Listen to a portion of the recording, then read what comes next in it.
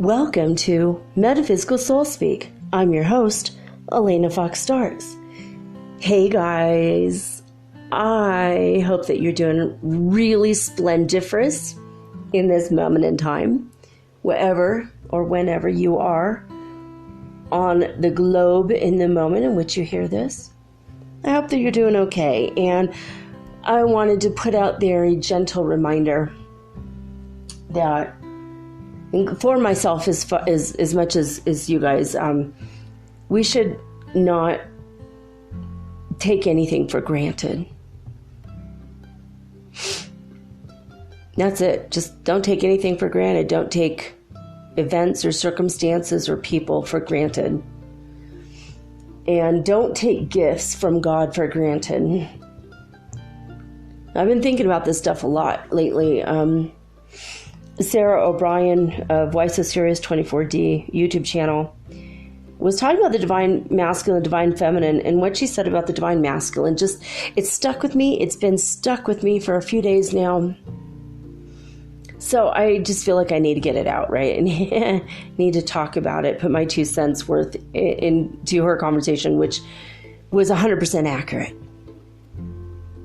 I mean, what she said, the divine feminine is going through feelings of not being, like feeling worthless, not feeling worthy of love, not feeling heard, not feeling needed or loved or wanted, is what the divine feminine has been going through.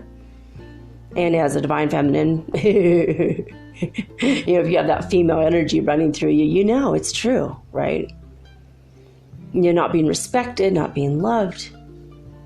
And that stuck with me, but something that stuck with me a little bit more is that the divine masculine is going through the energy of ignoring love when the gift was given to him by God. That love is there, and he's purposely chasing money instead. He's shutting his heart down and going towards the almighty dollar.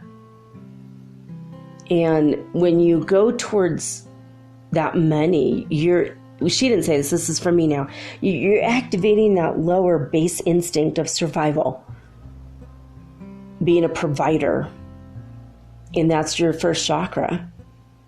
But when you accept love into your heart, you're opening up your heart chakra, which is considerably higher energetically. And I've been aware of this happening with people I personally know, where they were given an opportunity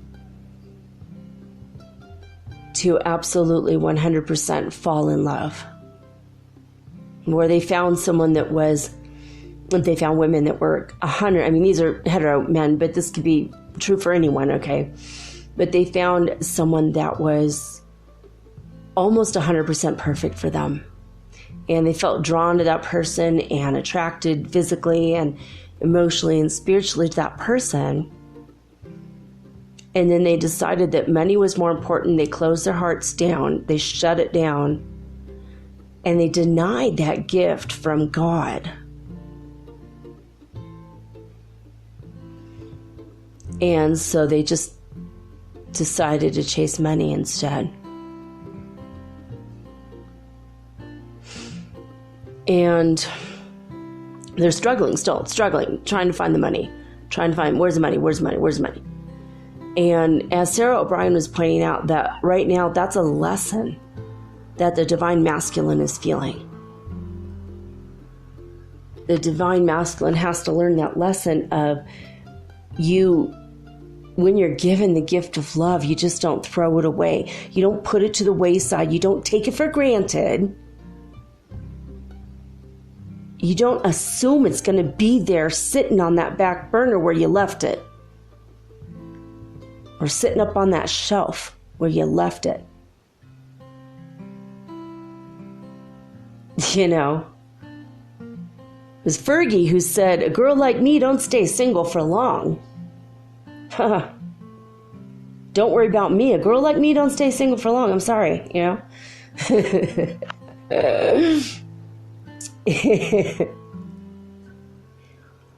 You know, and it's kind of like, it's crazy. Like, I've seen men make this mistake repeatedly, like not picking love over money, picking money over love. And then when they get the money, they turn around and the love is gone with somebody who chose love over money. Right? And I mean, divine masculines who already have money, that's not even a problem. You know, the career, the money, if they already have it, then that's not a problem for them. They're looking for something higher. You know, give me a higher love, as the song goes, right? Peter Gabriel. Bring me a higher love. But that's something that the divine masculine is going through right now. You know, thinking that they don't have enough to give because they don't have money. And I've seen this again and again and again with people I know. I have one friend of mine who actually chose love over money. And now he has both. When I knew him years ago, he didn't have enough. He ate at my house a lot.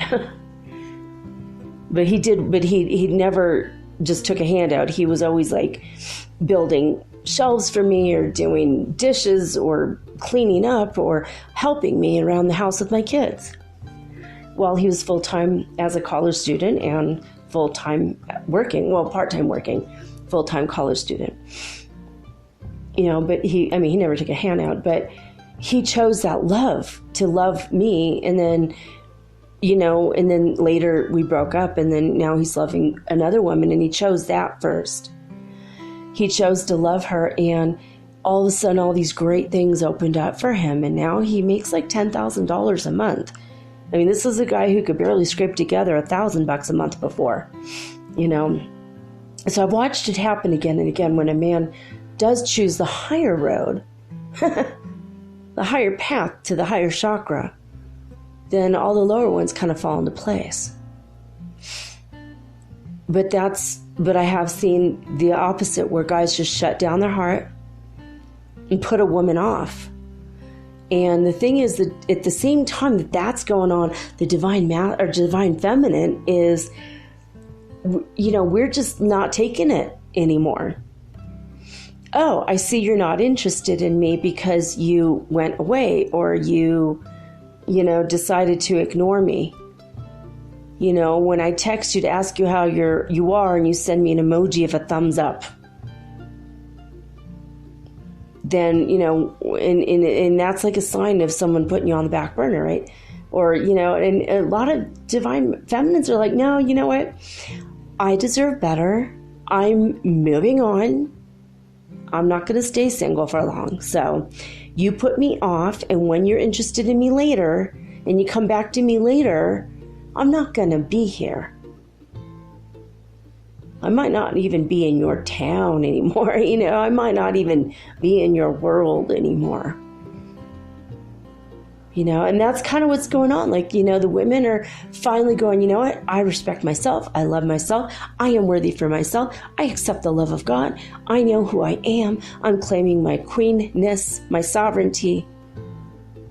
I am claiming my queendom. I'm claiming my empire. And as well we should, as women. Now, a friend of mine years ago in Detroit said, you know, if you sit around playing princess all day, you're going to get a man who pretends to be a prince. But you're wasting your time because no one needs that. What you truly need is a king who rules his kingdom, and he needs his queen to rule the kingdom 50-50, like partners, you know. So I thought that was an interesting way of looking at it. I mean, you know, the whole royalty thing aside, I mean, not all royals were bad in history.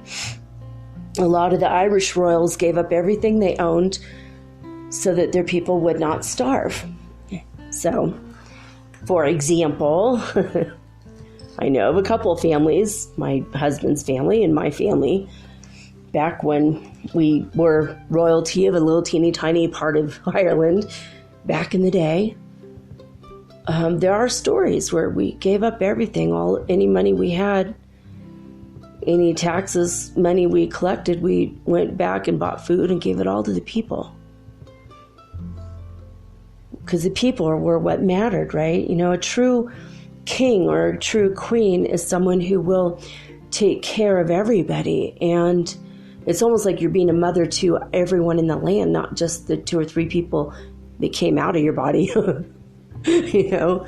So, I mean, it's like something that someone who's a true royal would take seriously, not take for granted, and take it with a great deal of humility. Because when you are saving your kingdom, when you are in charge of being the salvation for the world, it's actually very humbling. It's very humbling. You have to take that sort of a task with humility. If you shall be remembered throughout history kindly. You know, you put your needs aside and you do everything for everybody that you can to make everyone in your household and in your family and in your neighborhood and your block and your community. You do everything you can to make sure that everyone is okay. But that's the greatest gift I could give you today, at least, is the idea that a reminder, you already know it, you know. I hope you don't think I'm ever talking down to you guys, because I'm not. I'm always talking to myself as much as I'm talking to you guys. But don't take anything for granted, and don't take people or events or circumstances for granted. Don't take the Christmas season for granted, even if you're not a Christian, you know, or the Hanukkah season. You know, don't take this time of year for granted. Like my near twin flame said this past week to me, he said, you know, it's really weird to think that there's a lot of people that won't see Christmas next year. This is their last Christmas. You know, he's not taking it for granted. I know I'm not. I don't know if this is my last Christmas or not. So I'm not going to take it for granted. And I know a lot of people who are denying the energy and spirit of the season. That's something that happens every year. A certain percentage of people, well, I'm not Christian, so I'm going to ignore. It's like, it's not about being a Christian or caring about the birth of Jesus, which incidentally was like in March or something. He wasn't born in December. You know, the Catholic Church just said, you know, they try to overlay it for the solstice, the winter solstice, which is the shortest day of the year, December 21st, which, by the way, is going to be a massive portal day. Lots of energy coming in that day. You know, a friend of mine he's from Ecuador, he was saying that, you know, to him it's just another common day, whatever, and he's not getting into it at all. You know, and he's just like saying it's like some kind of big group think. And I'm like, but when the group is unified and thinking thoughts of love and compassion, that's what unity is. That's what we need for humanity. We should be humanity. Humanity, unity, in unison together. We're going back to the source. We're going back now on our journey towards the source. And as such, that's why we're raising up into the fifth dimension. Next year, we won't be in the third dimension anymore. We won't physically be in the third dimension. We'll be in the fifth dimension. God told me that you could still buy stuff, though. We'll still have money. The system isn't going to just suddenly, fluffy bunnies and magical rainbows and everyone owns their own land in a month. It's not going to be like that. It's going to be pretty much how it is now, but we're physically going to be raised up in a different dimension. It's going to look different. We're going to feel different. No more pain, no more, after we're there fully anchored in and accepted. That's going to be the kicker, we're going to have to accept it. And that's why we're in the process of getting rid of all the 3D stuff now. But this is our last Christmas in 3D. It's the last Christmas of the decade. A new era is dawning. And it's time to appreciate everything we have now, here, in this moment. Appreciate the people that you know. Appreciate the people that have passed on. Hold on to the happy memories. Let go of all the other memories that you don't like so much, the ones that don't serve you. Forgive if you have to. Be grateful you got the experience to love them in the third dimensional world, in spite of all odds. Because this has been a hard one. This world has been really freaking hard, and I'm sorry about that. I, for one, take responsibility for it. But it's been fun having free will. There's been a lot of fun things on this planet. Drugs, Disneyland, wine, music, dancing. A lot of fun stuff here. So I'm not 100% apologetic, okay? For my part in the co-creation of this world. But I don't take for granted. I don't take for granted living here anymore. And we're here, for only a short time. And for a very, very short time, because we're moving to the fifth dimension. We're going to blow the roof off this sucker. Today I was thinking about I was watching this dog, this husky. The owner was super embarrassed because this dog talks to people when he walks by them. He loves everybody. He's a very loving husky.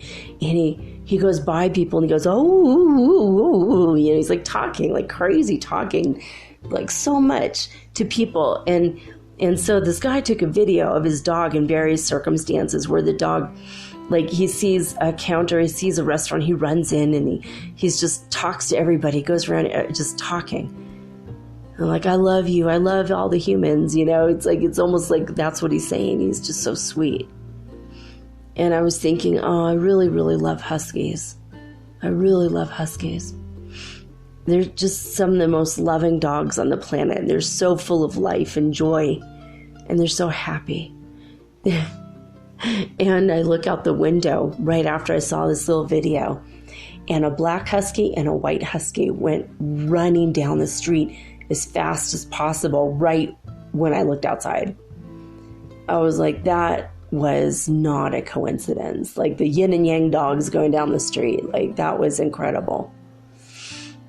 I mean, think about, we're bringing about so rapidly now.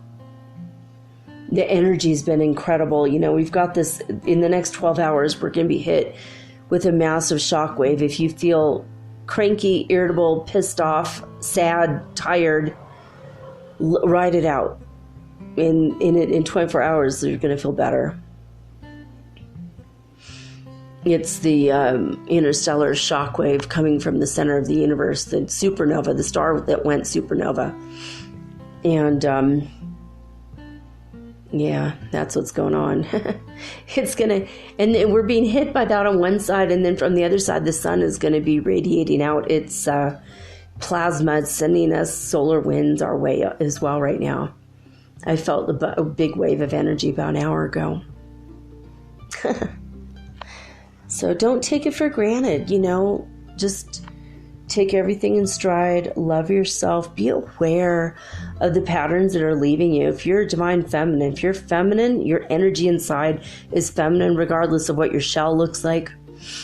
If you are mostly feminine inside, and we're all both, we all have both, but the divine feminine inside you, you're no longer going to be allowed, you're not even going to allow people to take you for granted anymore. You're not going to take yourself for granted anymore. You can stand up and go, you know what? You don't even know me. How dare you call me sweetheart? Sweetheart, And if you are divine masculine, you're going to stand up and go, wow, I've been choosing incorrectly. I haven't been choosing God first. I haven't been choosing love first. I've been choosing the least common denominator first. No wonder I'm getting nowhere, spinning my wheels, chasing after something. I mean, when God shoves something in your way and puts something in your path that's like a divine gift, and then you waste it, you put it up on a shelf. And it's really bad when that divine gift is a person that's willing to love you, willing to be your friend, or willing to even go all the way through the whole marriage and shebang with you.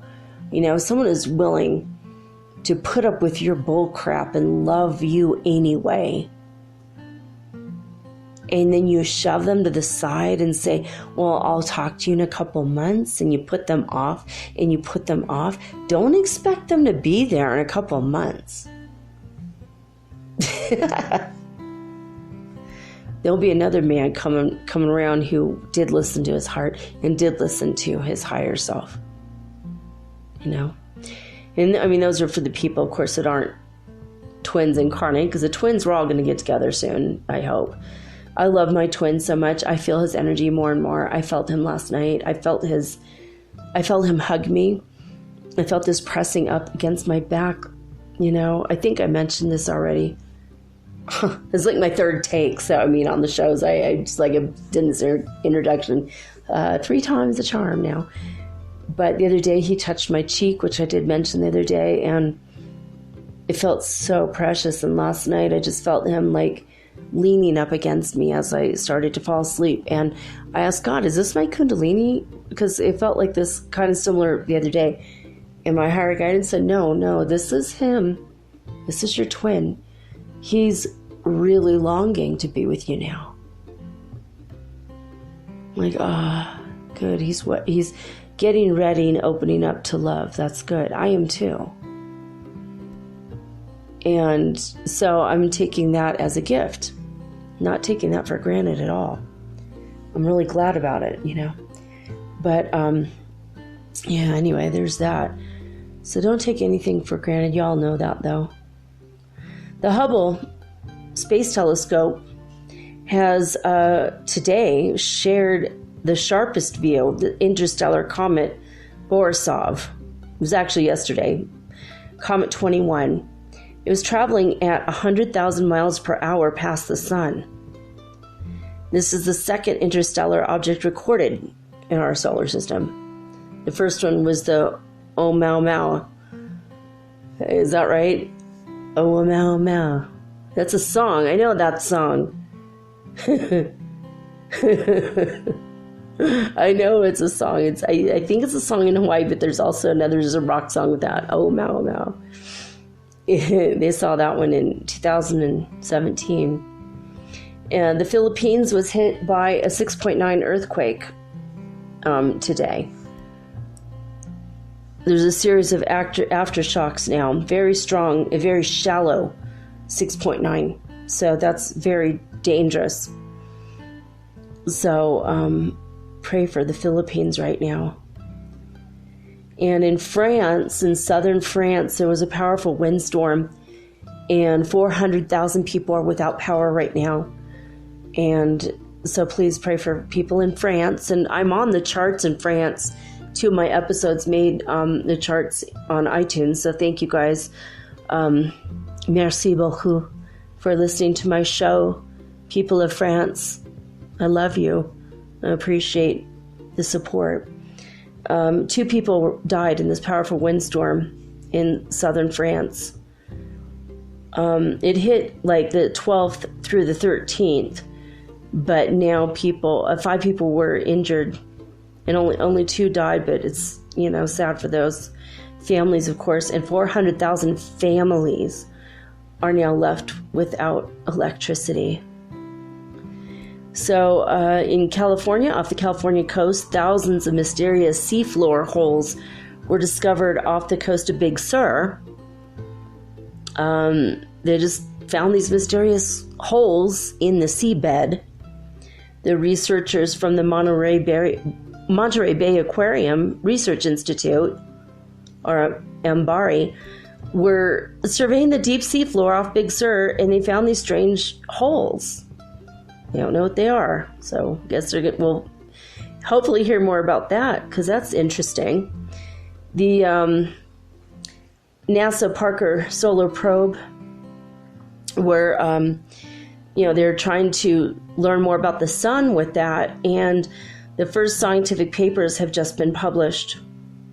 There's a lot of surprising discoveries, including solar wind speed. And another one that I read the other day about this was how the electromagnetism on the sun is. They expected it to be straightforward, but they showed that the magnetic energy fields, and you could tell what's going on because it's pushing the plasma around, and it starts to go in a straight line, and then it doubles back on itself, and then it goes back again. It redoubles back and goes out again.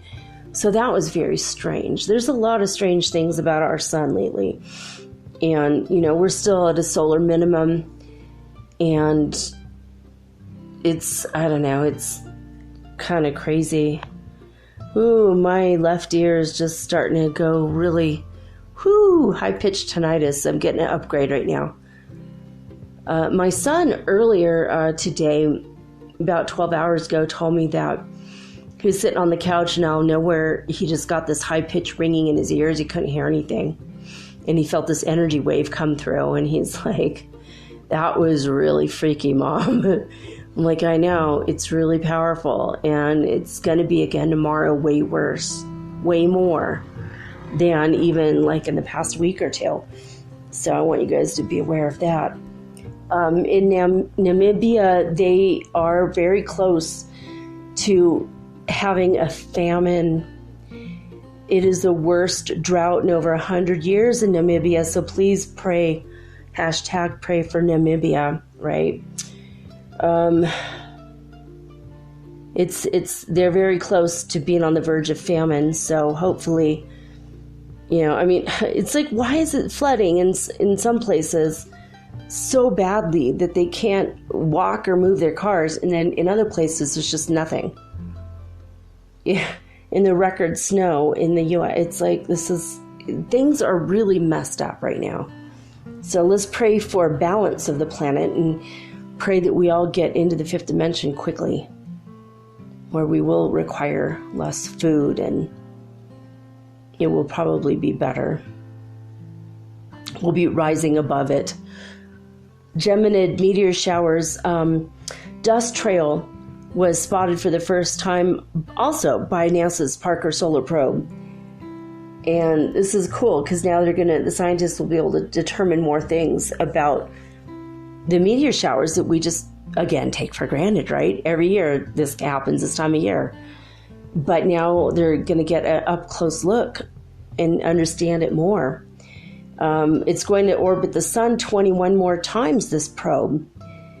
And so they're going to study and examine the mysterious structure of the trail that is just all the dust, the dust coming down for the meteors, and the Geminid meteor showers. So I thought that was cool. that was the news today. I got that from watchers.news. They have a very interesting website.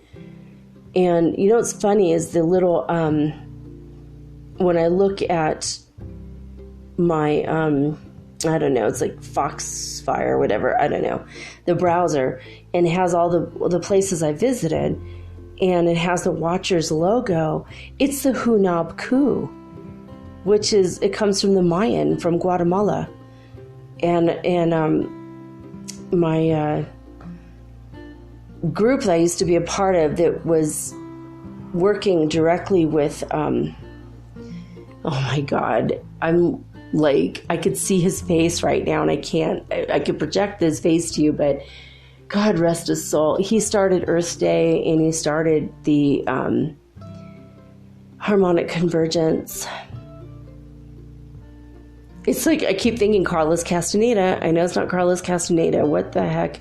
Anyway, the guy that started that, and he brought us the image of the Hunab Ku, which is like the center of the universe radiating out, and it's kind of like the Mayan version of the yin and yang. And I'm like, this is cool. So Watchers, they have that as their logo for the website.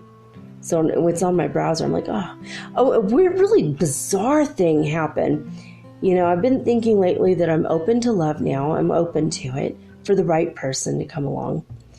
And all of a sudden I got a message from Plenty of Fish, which is a website that I was on when I was like 38 years old. Okay, so I'm 51. It's been a lot of years, and I deactivated the account many years ago.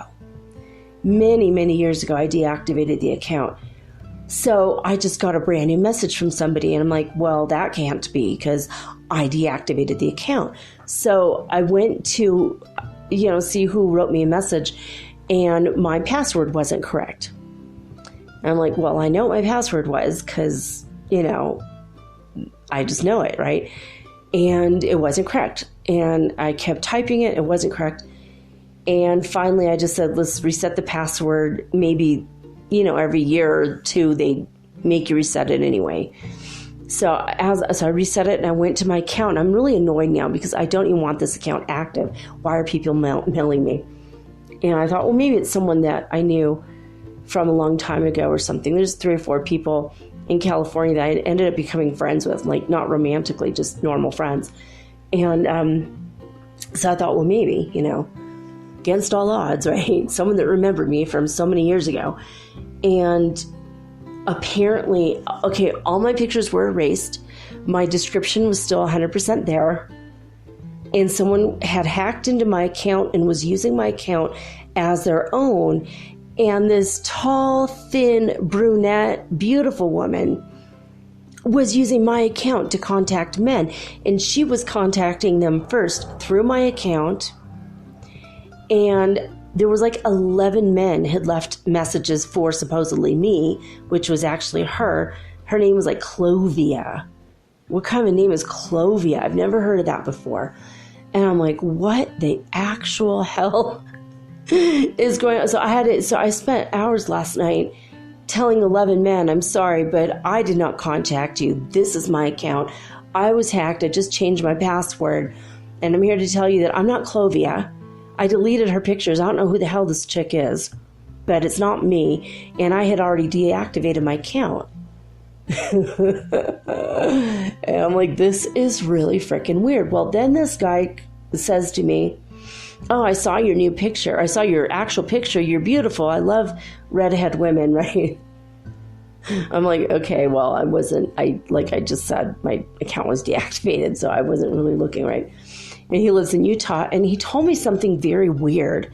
And I didn't even check today if he wrote me or whatever, but but last night he told me, when people in my family married, they decided to get married right away, and then they spent the rest of their years getting to know each other, accepting one another 100%, and working on their marriage. And that's been something through generations that has happened in my family.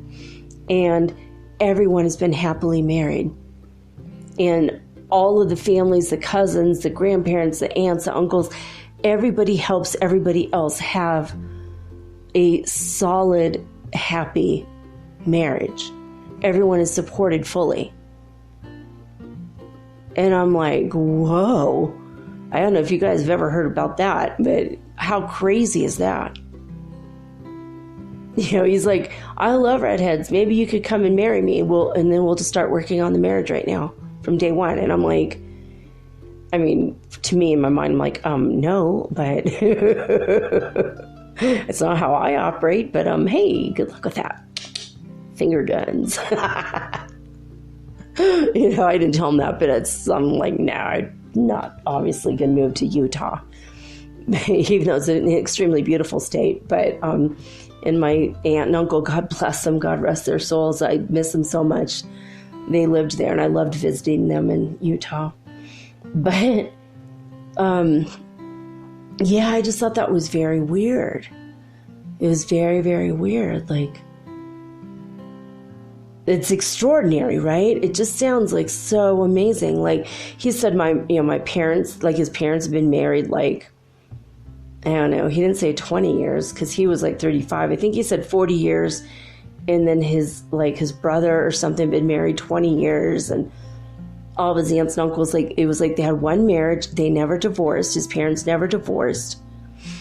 In his whole family, no one ever divorced. And they're all very, very happy.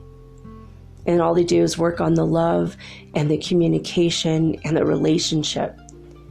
I thought that was very cool. I told my son that this morning. And I go, well, obviously I'm not going to marry this random stranger. And my son's like, yeah, obviously not. But he's like, that's really cool though, huh? I'm like, yeah.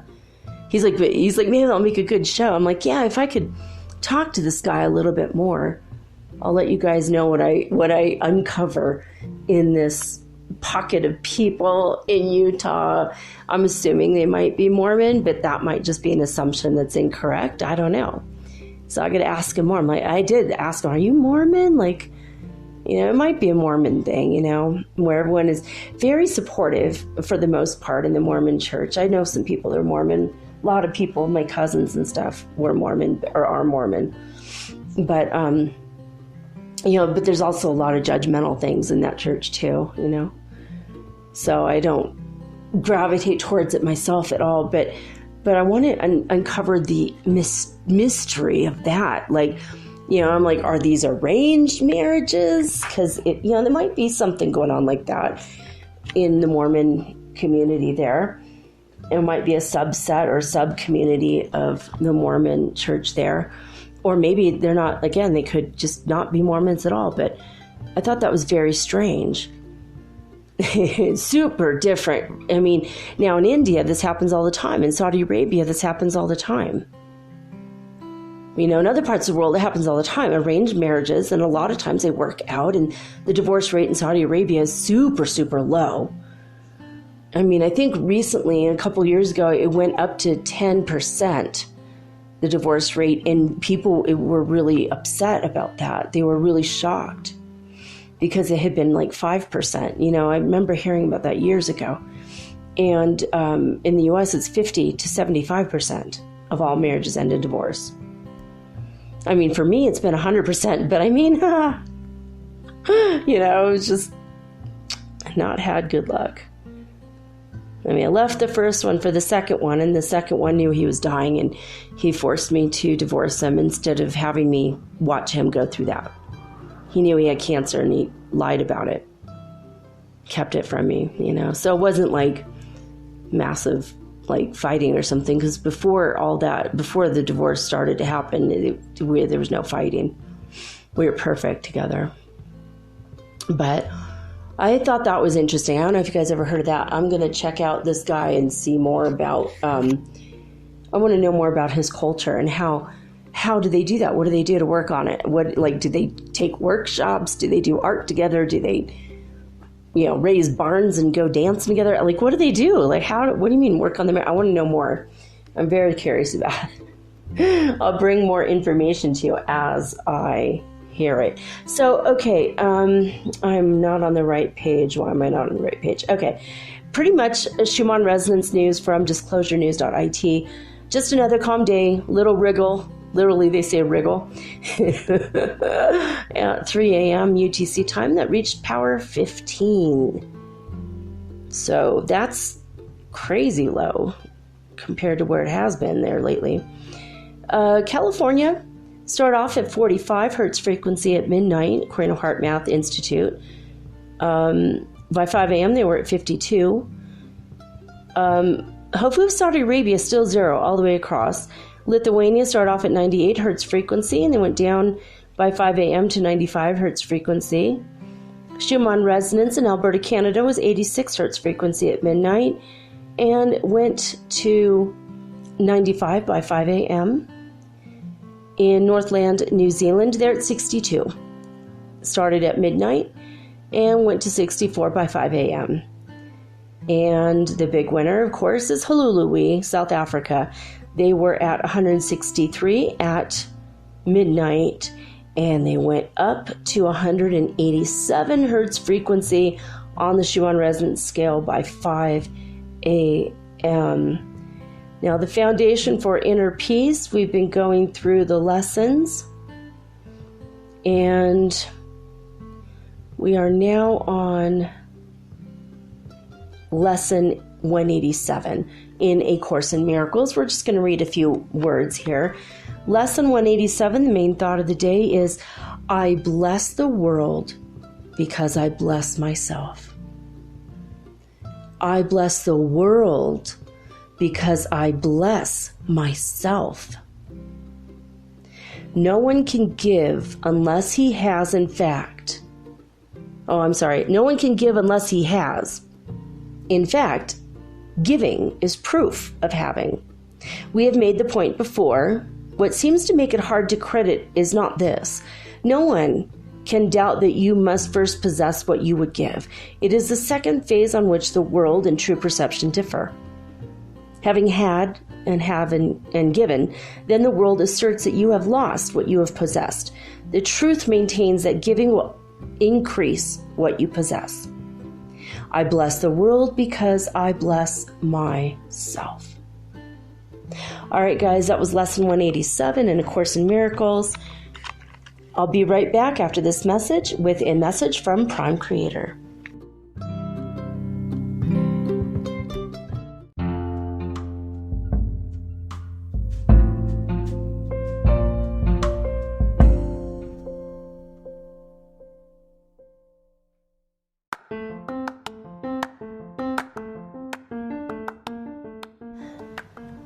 If you haven't heard about Anchor, it's high time you did. It is the absolute easiest way to make a podcast. First of all, it's absolutely free. Second of all, they have creation tools that allow you to record and edit your podcast right from your phone or your computer. You guys have known that I've been doing this for 8 months using the Anchor.fm app right on my cell phone, and I have done it everywhere, right? I have recorded this in my living room, my bedroom, little cafes in Quito, Ecuador, all over Cuenca. It's so absolutely easy to make your podcast, and editing is just a snap. Anchor also will distribute your podcast for you, and it took me about 2.5 months to become syndicated, and now I'm available on Spotify, Apple Podcast, and many more, and so can you. You can make money from your podcast also, and there's no minimum requirement. You get paid from your very first listener. It is everything that you need to make a podcast all in one place. So please, if you are interested in making a podcast of your very own, do not hesitate to start with Anchor. Download the free Anchor app or go to anchor.fm to get started today.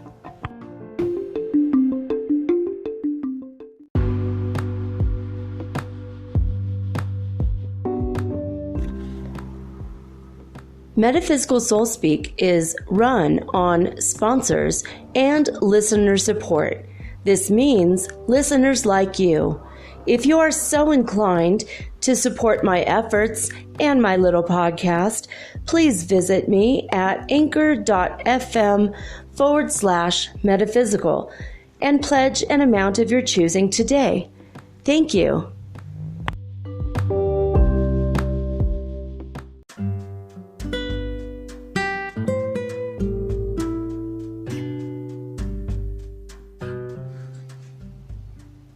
Hey guys, I'm already connected to Prime Creator as I spend all of my days connected to Prime Creator for the past 7 years.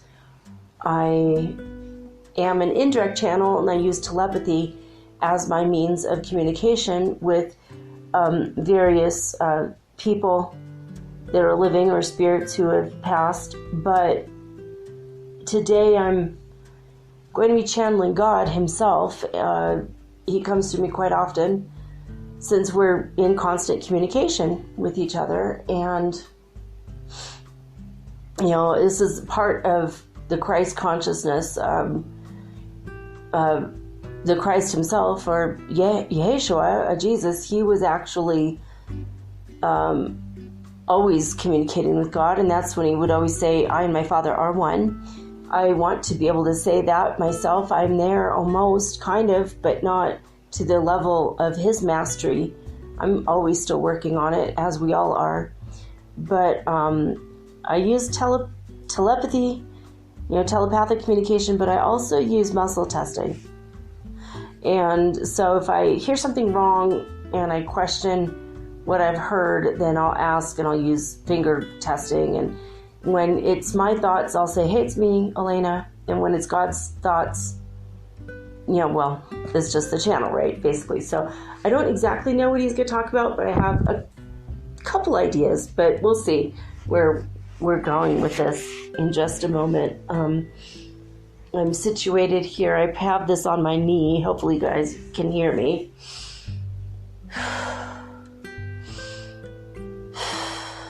I'm getting ready now. I've already touched my forehead and said Ki Asha. That is a Pleiadian technique to open your third eye in the event that God wants to send me messages via picture form. That is another way of communication that people do have you have it at your disposal, but not everyone uses it. So I suggest gently that if you want to have better third eye vision, try it. Say Ki Asha, touching your forehead 3 times. Just focusing on opening and expanding, and it really does work. All right, God, obviously, I know I'm connected, but I'm going to ask, am I connected with you? Okay, you want to start speaking? Thank you for being on the show. Prime Creator, go ahead and start your transmission.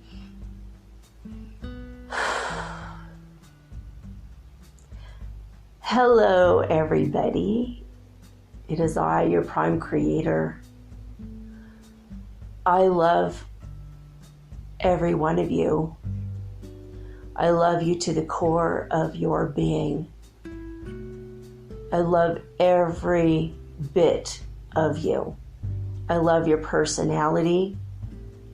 I love your body. I love your soul. I love your flow. I love the way you think. I love the way you feel. Even when you don't think correctly or you don't feel something on purpose and you refuse to feel, I love you no matter what you do. You are not what you do, and you are not what you don't do. You and I are one, but I'm the only one who knows it. You do not know it. And that is why you struggle through all of the days of your life. We are entering into a new age in which you will know and understand me on a much different level. And thereby you will know and understand yourself on a much different, higher vibrational level. And for this, frankly, I am amazed and grateful. I feel that all the parts of me have been scattered in every direction, and a part of me is coming back to myself. Those parts of me that are coming back to myself is all of you.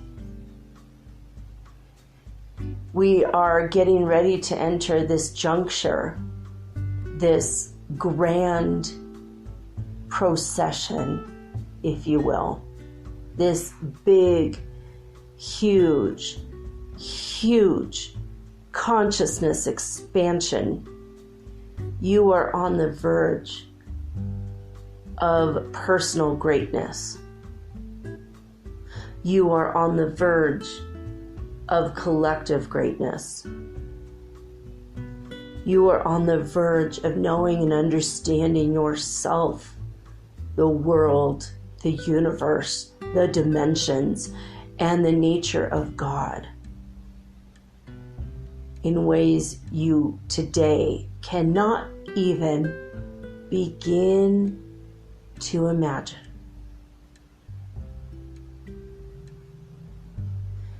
You will understand the greater part of the universe, and you will understand the smallest atoms and molecules. You will begin to understand how the dimensions were built. But it starts at the beginning steps, the beginning stages and phases. You have had to heal yourselves on a grand psychological scale. You have had to go through a lot of hard things, followed by having to face those things and to face your own fears and to face your own shortcomings. And you've had to face the misdeeds you've done and those who have done misdeeds against you. This is no easy task because you have gone to recesses in your minds that you never imagined could exist. The places you have gone to get away from your own godhood. The places you have gone to get away from your own divinity, to understand your own divinity. You had to know its opposite. Now, you face the reality of what you've done, the choices you've made, the choices you refused to make and then they were made for you. You are having to face other people who, while they did not lack in their divinity, they certainly ignored it. They denied it. They were a Judas for themselves, against themselves. The people who have betrayed themselves the most are usually the ones who've created and caused the most trouble for the others. Now, I don't know which one you assume you are or think of yourself as. Not one among you has lived without sin. If you want to use that old-fashioned religious term, that's not what it officially or originally means, but it's a common day word that's accepted to mean going against God. It originally meant worshiping the moon goddess named Sin. That was her name. So, You think that because you have sinned, and when you've admitted it to yourself that you've done this thing, that a lot of you believe that I have all this kind of wrath towards you and that I want to somehow strike you down and kill you where you stand. That is false writings, it's false teachings, it's not real. Not at all.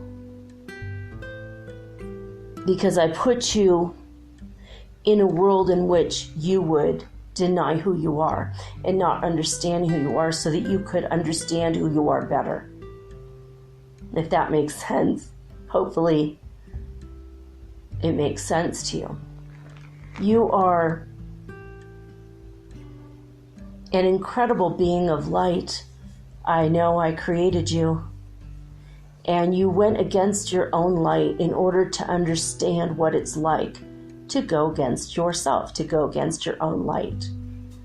You wanted to understand the darkness. And it brought you to places that were so dark, you thought you had to hide from me.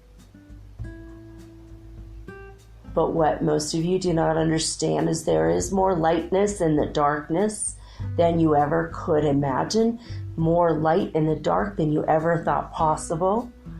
And because of this, it has brought you to a much greater understanding. And so we're at the juncture of humanity where it is time for you to face all of it, accept all of it, understand the darkness, and turn towards the light. In your darkest, direst moments, there was a lifeline, there was love. Something small happened that made you laugh, or a thought came to your mind.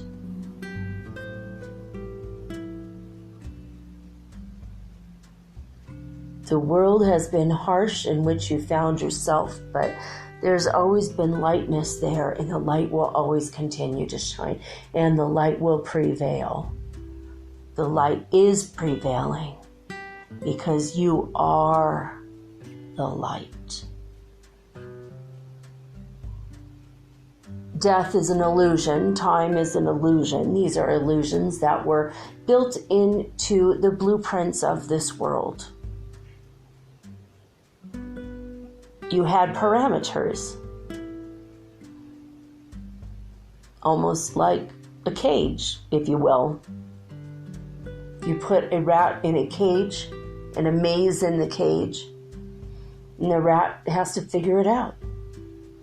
There's parameters. I'm not telling you guys that you're like rats, but rather I'm saying that you have parameters. And up until recently, you weren't able to leave your planet. A few, select few, have been able to leave the planet in spaceships, rocket ships, whatever, what have you. There are parameters. You don't breathe underwater. That's a parameter. You don't run 200 miles an hour. That's a parameter. You don't fly with your physical body. You don't lift off the ground. That's a parameter. This world had parameters built into it. Things that held you back from your true divine self, so that you would be forced to learn and forced to grow.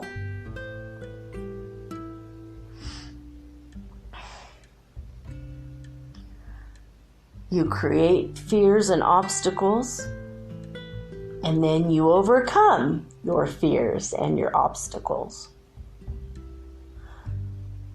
Parameters, but everything is in place to create a better you, that has a better understanding of your own divinity.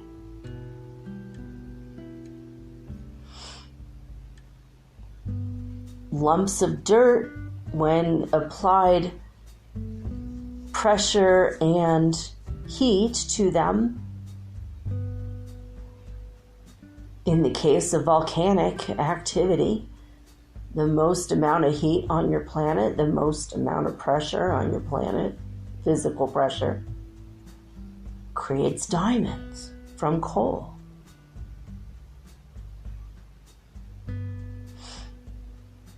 Diamonds are beautiful and they have clarity. When you have the most pressure put upon you, the most heat put upon you, you become a diamond. And with the most amount of pressure you could possibly have, most amount of heat, tests, trials, tribulations, that's the heat. When you have these things forced upon you and you chose to come here. But on the other end of it, you are going to emerge from it with complete clarity, complete beauty. And you're going to learn to value yourself for the diamond that you are.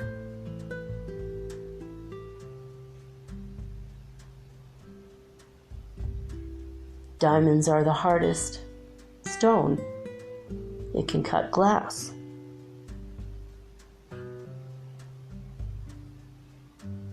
And yet it looks so delicate and beautiful. And to an extent, this is an accurate description of what you are trying to achieve in the Ascension and with this grand design, this grand experiment that is known as the Earth world, Gaia. It's been called Urantia, Terra, Tierra. Many words to describe your planet.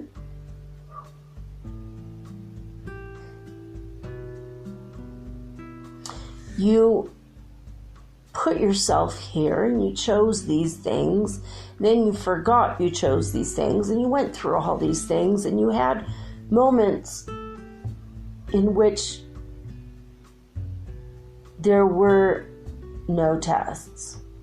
You had days in which you felt happy, you felt love, you felt loved, cherished, and honored. There were days in which you felt complete and whole. There were days and moments, sometimes only minutes, in which you felt safe, beautiful, and a peace that passes all understanding. But these moments, as you know, are very rare on the earth. These moments, few and far between for most of you. Most of you believe that you bit off more than you could chew. You chose too much for yourself, and you had arguments with the council before you left. They said, you can't handle this. And you were in heaven at the time, and you felt strong. You can handle it. Of course you can handle it. You're a powerful spiritual being of light. Of course you can handle it. And you got here to this world you find yourself in now, and you realize, oh my God. You didn't compute for all the pressures, for all the outside anomalies. Sure, you might have, decided to marry someone who you would divorce, and then you would take many lessons from that. And your spiritual growth would be tremendous. but you didn't take into your consciousness the patterns of the weather and all the storms you would have to weather. You didn't take into account the fires that would ravage your town, or the floods, or the hurricanes, or the earthquakes that would devastate you and make you feel afraid. And yet many of you chose the life and the path that you did, and you didn't consider all of the pressures of the world itself before you got there. You were only looking at your charts that you planned on living out. And you all chose to do this for me so that I can understand myself better. And you guys are all a part of me, because we are all one. We are all one. But we're not unified, and we're not in unison yet. And you haven't returned home yet. Now, even though these moments of safety have been few and far between, and even though those moments of feeling confident and loved, happy, at peace, surrounded by those who support you, even though those moments are few and far between, we have noticed that you're still holding on to the tidbits, the little tiny moments of security and safety that you have felt in the third dimensional world. Because it's your only reference, and you don't have a memory of who you are and where you came from. And that's what we want to address in this moment, in these minutes with you. Because where you're going, you have no idea.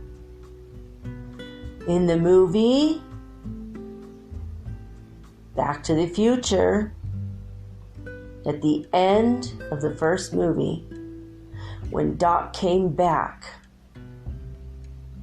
to Marty McFly, and he says, "Roads? Where we're going, we don't need roads." And that was the punchline. And everybody laughed.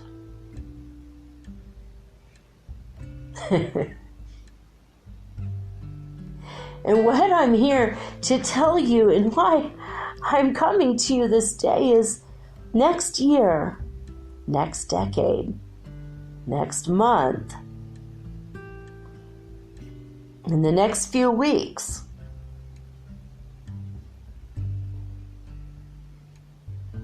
where you're going, there's not going to be any roads. You won't need them. So to speak. I'm talking metaphorically, of course. So you're not going to have the references that you currently have.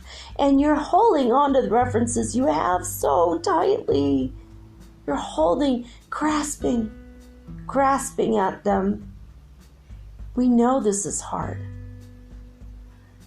But you have to let go. Stop trying to grasp for the safety of your childhood, the warmth of your blanket. Stop looking for security in the smile of your loved ones.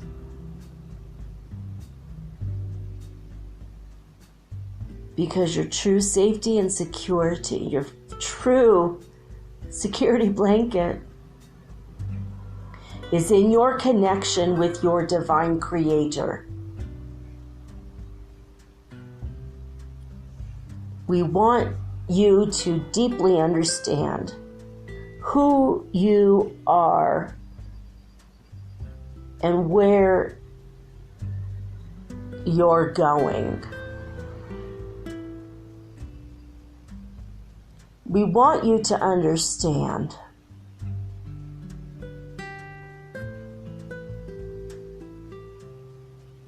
that there's so much more that you're about to experience. There's so much more. Hundreds of thousands of people will awaken next year. Hundreds of thousands, millions are going to spiritually wake up. And the world will change. And you will know me in the faces of all around you in all my glory, because it will be your glory and everyone's glory. The glory of humanity will shine forth when everybody wakes up. When they start to realize,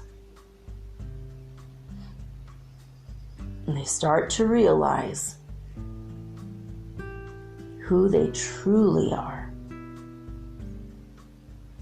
And those of you who are listening to this, you're already awake to one extent or another. Most of you are very, very awake. And the ones who are freshly awakened, you know who you are. You're doing a good job. You are growing by leaps and bounds. So much faster and better than those who were awake 20 years ago, 30 years ago. Those of you who have woken up in the past couple of years, you are to be commended. Be proud of your achievements and your spiritual accomplishments. You've taken in so much information in such a short period of time. Many of you have gotten so excited about this spiritual stuff that it's got your head spinning and it's all you think about. It has become your primary focus, and we commend you.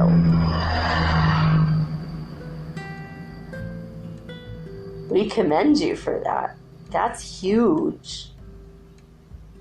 That's huge. We don't want you to look back into your past or to your physical realm for safety any longer.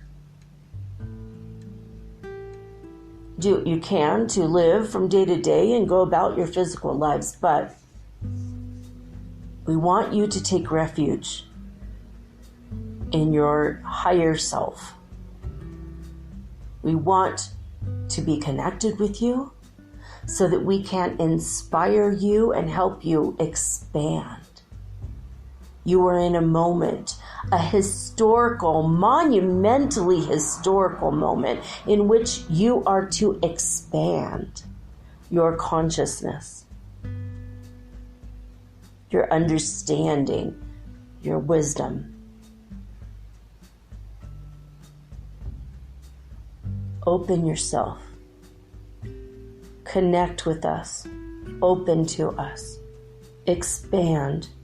And follow the guidance we give you.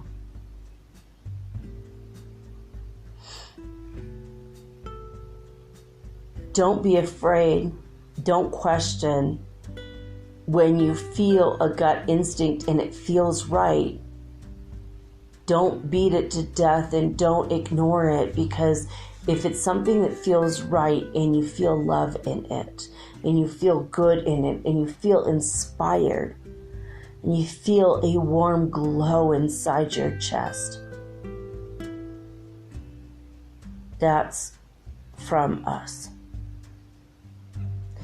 Use your muscle testing and your pendulum and dowsing, or, if you will, if you want an extra confirmation, if you think you heard an instruction from us and you're questioning it, that's okay. Ask for a secondary confirmation. Usually what will happen is you'll be not divided. What was that word, God? Guided. You'll be guided. Usually you'll be guided to relax and sit down and watch a TV show, and out of the mouths of the actors on the screen might be the very thing we already told you. And you're going to go, aha, that's the second time I've heard that. Interesting. Then you'll be talking to a friend on the phone and they'll say the same thing that you heard on the screen and the same thing you heard inside your own mind. And you go, aha, a third time. Then you might open up a magazine. You go to a friend's house or a doctor's office or the salon and you open up a magazine and boom, there's the same idea we already told you 3 times.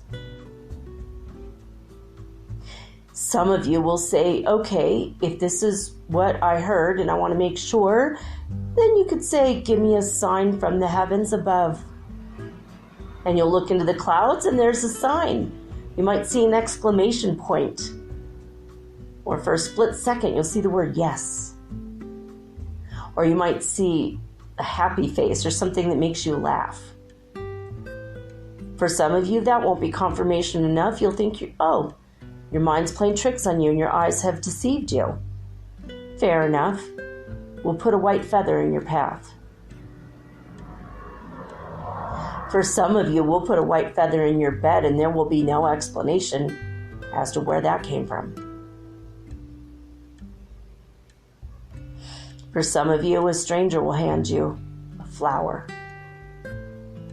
Or a child will run up to you and hug you, or a cat or a dog will come. That's our love we send to you through many, many various ways. We love you so much, and we always send you examples of how and why. We speak to you through numbers now. One of you caught on to that, and it just caught fire like wildfire around the world. And now there's all these number apps, angel numbers, and books. We're so thrilled about that because we can literally talk to you through numbers now. That was a marvelous spark of divine intervention or divine invention. We're so glad that you started noticing the numbers. We talk to you in a wide variety of ways, but we wish for you now to connect with us directly. No longer do you need to hide from us. Now, many of you are worried about your personal space. We know that you are sexual beings. We know that you're naked in the shower sometimes. I'm your prime creator. I made you. I made you to be all of the things that you think you need to be ashamed of. We want you to drop the guilt and the shame and the sadness and the anger. We want you to drop the idea that you must hide from us who you are. We already know who you are. We are you. We love you so much. We see you being lazy and angry and sad, and we see you eating junk food. We see you making poor choices for your life or your health or your living situation. We see that. We have compassion and love for you. We want you to connect with us. Open your mind to us, expand your consciousness, and follow our guidance.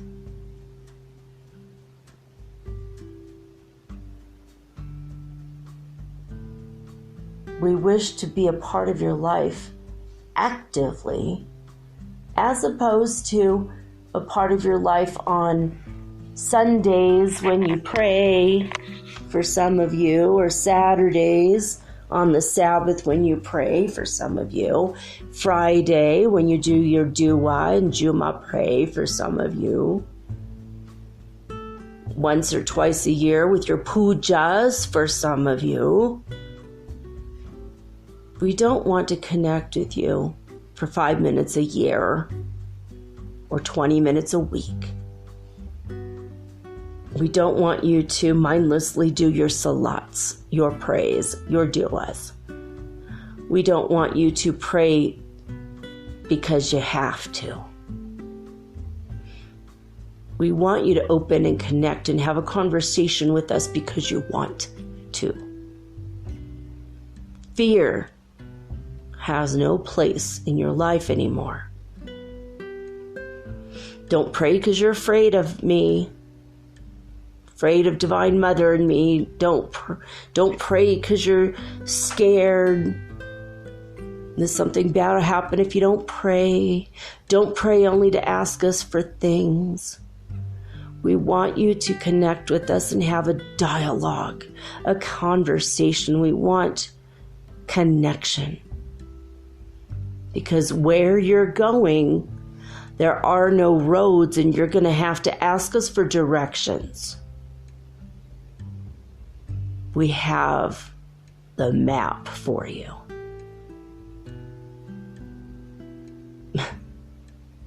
You have your GPS, global positioning system. We want you to think of your new global positioning system as your God positioning system. We are your God positioning system. Put us in place in your mind, in your heart, in your soul. This is how you become Christed masters. That is one of the roads in which you are headed. You are all in the process of becoming Christed masters. Now, of course, this is not to be confused with Christianity. We don't want you to think suddenly you have to change a religion if you're not already that religion. In fact, we don't advocate one religion over another. We love all of you.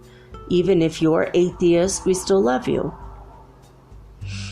We love you if you eat steak every day. We love you if you're a vegan. We don't love vegans more. We don't love meat eaters less. We love you all equally. A lot of your morality that you have determined is moral or not moral is from your societal pressures. It's not really, a lot of it has nothing to do with us. It's what you've all decided as a group to do on your planet within the parameters that you were given. You created more parameters for yourself. You made your life a lot harder. We love all of you no matter what.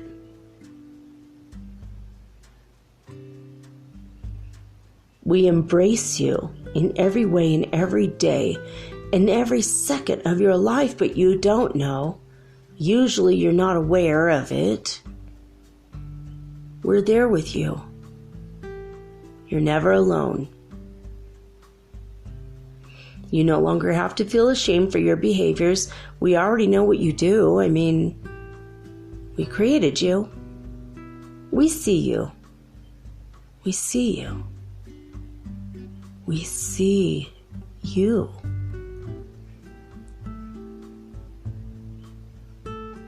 What's coming is big. It's huge. It's expansive. And it's glorious.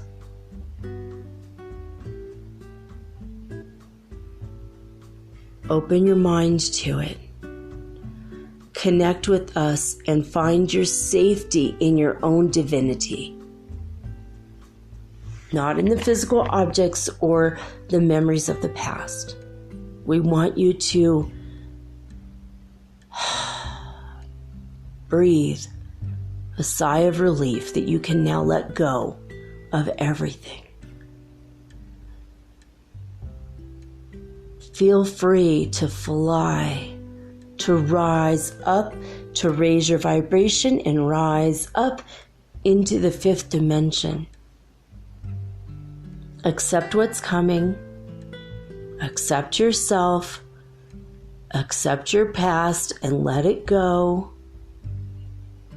Accept who you are and accept your divinity.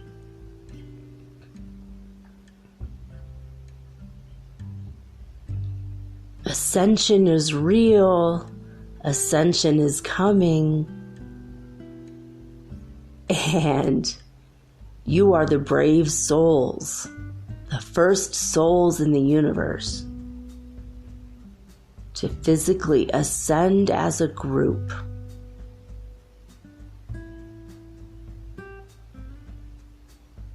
Your world has not gotten smaller, although many of you feel isolated lately in the past couple years. You feel like you're the only ones that know anything about the Ascension and all the people around you are asleep. Well, everything's going to change in 2020. This is a dawning of a new age, a dawning of a new era. This is a new aeon for you.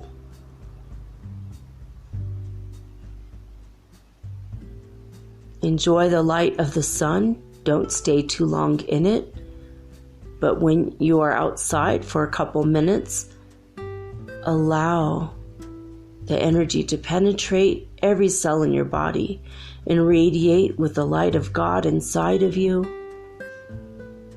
and expand you and increase your vibration. Feel the love coming through your portal sun to you, to your heart. Pull that love into your heart and send it to all of your cells. When we send you rainbows, it's a gift. Enjoy them, smile at them, pull the energy into your chakra system.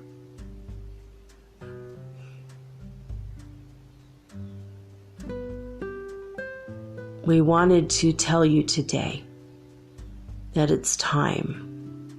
Begin your Christ consciousness journey. Begin your divinity journey, your divine journey home. If you haven't already started, to meditate, sit quietly and contemplate 5 or 10 minutes a day. That's all we ask.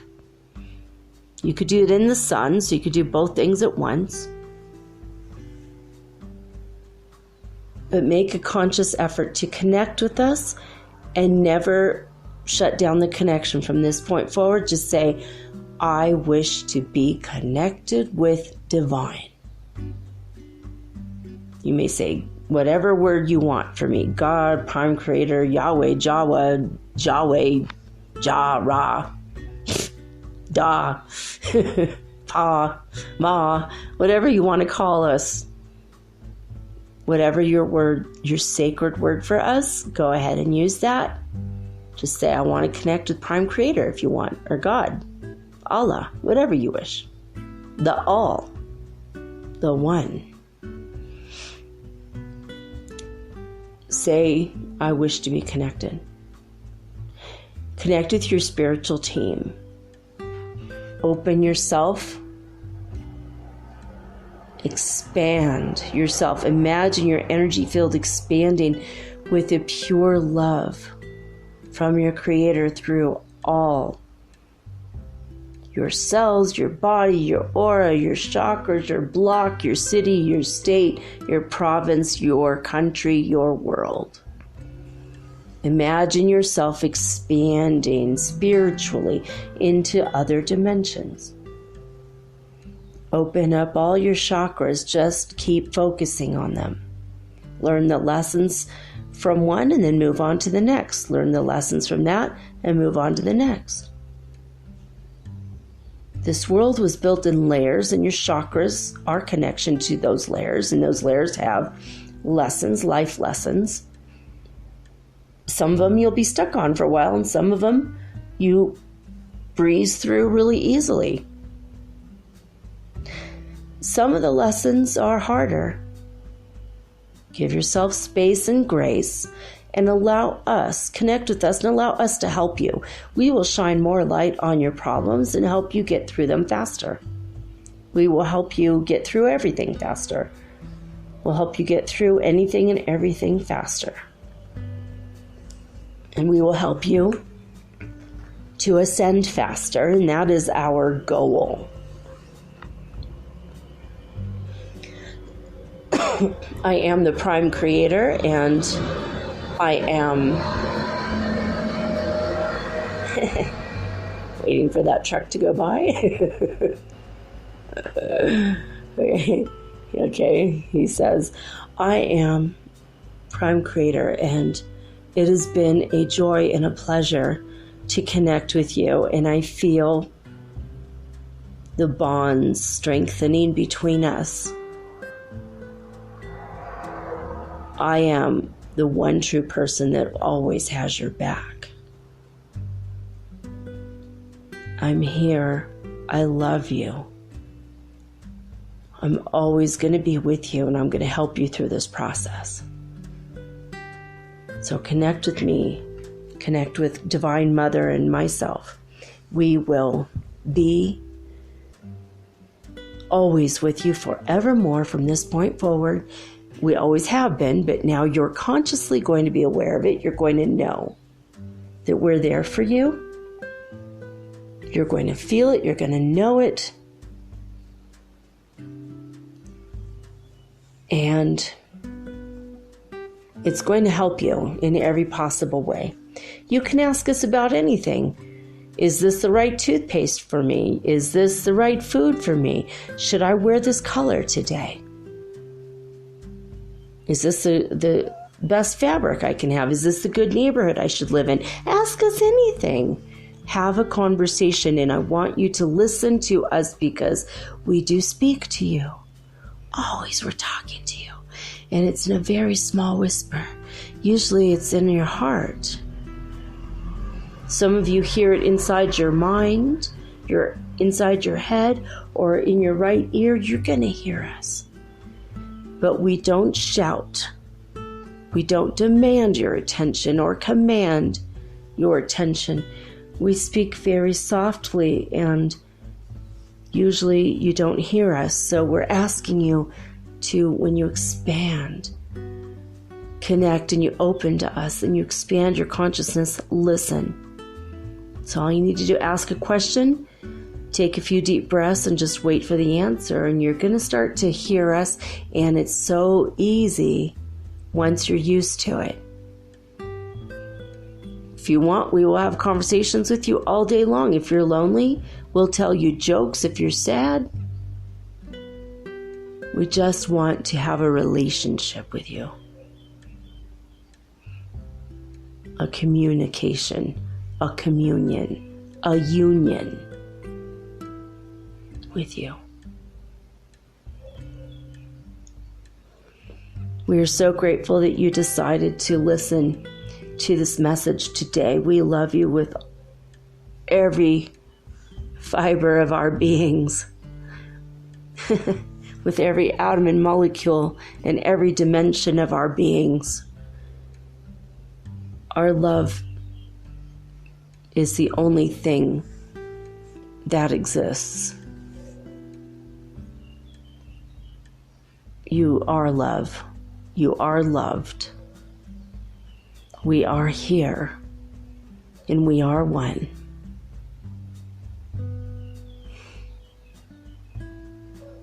We offer you our love and our blessings and our guidance, our direct communication guidance.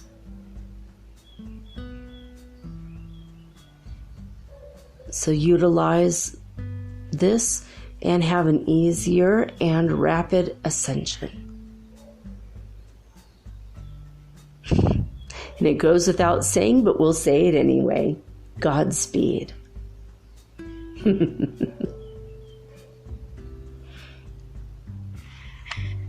All right, guys, that's it. That was a pretty powerful one. I hope you enjoyed this message, guys. I love you. This is me, Elena, now speaking. I love you, and I'm so grateful we're on this ascension journey together.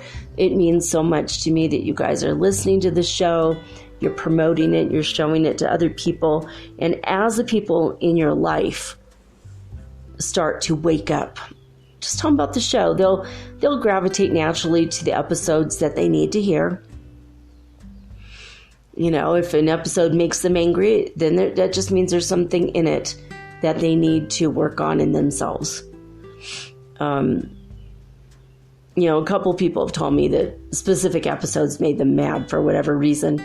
And it just really means I'm a Heyoka shaman, which means pretty much everything I say comes directly from God. It's like divinely inspired, whether I'm aware of it or not. And a lot of the things, if I say anything that bugs you, bothers you, it means you got to work on something. Some things I say bother me, and then I'm like, oh man, I got to work on that for myself. And other people do that for me as well. Other Heyoka shamans that I listen to, not that many, have and a lot of people I listen to. Not all of them are Heyokas, but I mean, we're not always laughing and joking. It's like Heyoka is not only just, you have to go listen to Heyoka episodes so you understand it more, but it's, sometimes I'll joke about things if it bothers you, what I joke about, but sometimes I'll just say something, and if it makes you mad, it's something inside you got to work on. It's just the way it is. That's how the Heyoka energies flow. But, I just saw a fairy in my room.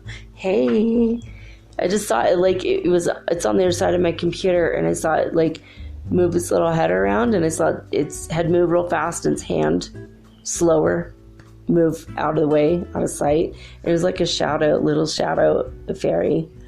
Sometimes they're just like a little shadow. I keep seeing them, and sometimes I see them they look like a cat. But this one is just little, maybe only 3 or 4 inches tall. So adorable. And later, if I listen to this, maybe there'll be an artifact. Remember the other day we had the tarot cards were making that sound for the whole episode, and I didn't hear it until I listened to it later. I'm like, oh my God. Sometimes I'll have beings will say that stuff on my show. It's so fun. And I don't hear it until I listen to it later. And I've had people tell me, oh yeah, I heard that. They heard when the Larens crashed through. They come in here, and they're physically in here, but they're still phased out because they're in the 5th dimension, and they're in a high vibe. So I could feel them they're almost here. I can almost touch them, but I can't really because they're in a different dimension. It's so crazy. I love it though. I don't know about you guys. I've been sleeping a lot lately. If you have been sleeping a lot or needing sleep, let yourself sleep. Let yourself rest. Today, the next day, the next 12 hours, it's going to be pretty intense. 12/21 is going to be very intense. Then Christmas Day, Christmas Eve, Christmas Day, the day after Christmas, could be a lot of intense energy. The spirit of Christmas will be flowing. The energy of the season will be flowing. Again, whether you're religious or not, it has nothing to do with it. The energy is here. The light comes in the darkest of the days. That's why there's Christmas lights everywhere. It's almost like a subconscious pattern or a longing for the light inside your soul. That's why so many people put up the Christmas lights, and they don't know. They're not aware of the metaphysical part of it, the component of it, Here in South America, I mean, it's we're steady. We don't have days are shorter or longer. We have 20 minutes difference, all the different days. Our shortest day is 20 minutes smaller than our biggest day. It's not that much of a difference. It's 9 seconds different every day. It's not that much. But so I noticed that there's not that many Christmas lights. In my neighborhood, there's one place that has Christmas lights up. I have lights up year round. I've got blue lights on my bed, and I love the energy of the blue. And it's been helping me relax and be calm. But there's only one, and I noticed in North America when I lived there, everyone had Christmas lights. Even the people in the HUD housing, they didn't have very much money, but boy, everyone could afford their Christmas lights. Mostly from the Dollar Tree, but hey. But everyone had them, Everyone wanted to celebrate. We always want to put the lights up. And that's one of those safety things God was talking about in this message. It's pretty and it's beautiful. So don't look to the physical objects or the old memories. Look to the energy and the spirit of this season and allow that to propel you. Allow that love and that joy and that peace that passes all understanding. Allow it to permeate you and go forward and connect with God and move upward and onward and go. Later, 20, 30, 40, 50, 100 years from now, when you pass to heaven, you can go back and revisit all the memories you want. Right now, we have to let them go. But it's all going to come back to us later, so all of it can be revisited later. The Akashic Record will never cease to be. It will always be. We'll be fine. We're all fine. We're all together. We're doing this ascension together. I'm super excited and grateful for you guys. So thank you for listening, and that's all I got to say about that. I'll be back tomorrow with all unique and original programming, like always. And, well, that's all for now. I'm signing off with peace and joy and the high vibes of the holy fifth dimension. Till next time, guys. Peace.